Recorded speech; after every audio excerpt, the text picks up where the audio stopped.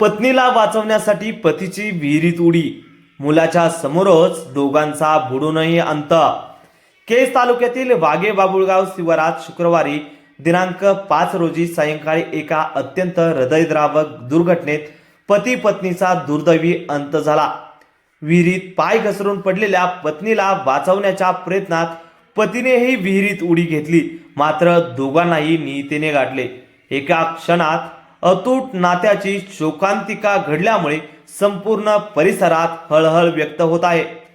पाणी काढताना काळ आला आणि दोघांना घेऊन गेला।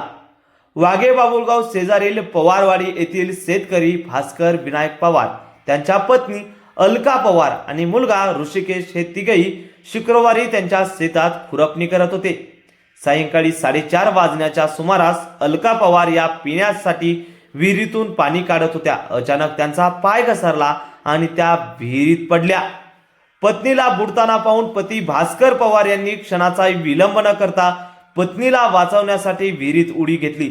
मी तुझ्याशिवाय नाही याच आविर्भावाने त्यांनी पत्नीला वाचवण्याचा जीवतोड प्रयत्न केला, मात्र पाण्याचा अंदाज न आल्याने आणि बचावासाठी योग्य आधार न मिळाल्याने अलका पवार आणि भास्कर पवार या दोघा पती पत्नीचा विहिरीच्या पाण्यात बुडून मृत्यू झालाय।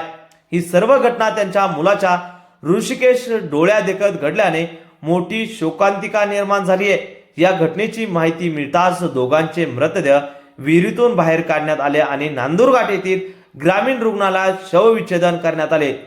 सुग्रीव शंकर पवार यांच्या खबरेवरून केज पोलिसात या घटनेची अकस्मात मृत्यू म्हणून नोंद सुद्धा करण्यात आली आहे।